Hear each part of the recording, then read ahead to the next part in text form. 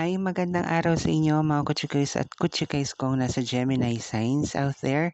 This will be your general and very quick message or reading para sa inyong career or job aspects as of the moment. So, tingnan natin dito mga kutsikoys at kutsikoys kong Gemini kung ano nga ba ang nangyayari sa inyong life situation as of the moment for your career or job aspects as of the moment. No? So, tingnan natin dito kung ano nga ba ang mga bagay-bagay na nangyayari in terms of the situation that you have para makita natin kung ano ang mga dapat nating gawin, no, as of the moment. So, tingnan natin dito.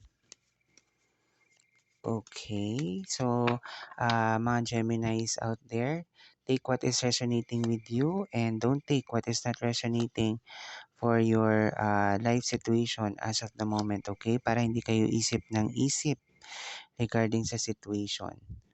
Okay, ayan, there's two movements in here regarding sa career aspect ninyo, no?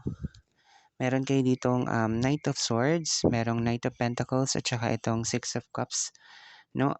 I'm seeing there's a lot of things that is happening around yung mga Geminis. Maaaring ang ilan sa inyo parang going to the left and then going to the right. So ang ilan sa inyo may mga bagay na gustong i-clarify in terms of the job situation or career situation ninyo. And I'm seeing movement. Maaaring ang ilan sa inyo or karamihan sa inyo mga Gemini signs, no? As of the very moment ay naghihintay ng promotion at maaaring matupad na to sa mga susunod na araw, no?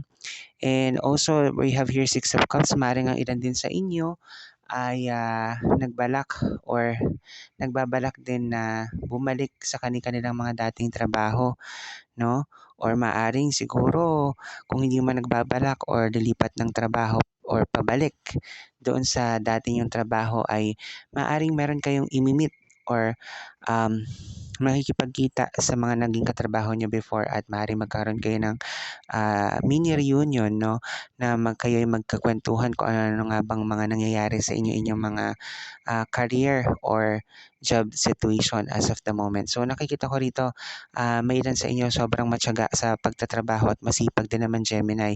Kaya lang ilan din sa inyo, siguro maaaring ang iba ay traveler or mahilig mag-travel kung saan-saan, maaaring yan yung trabaho ninyo.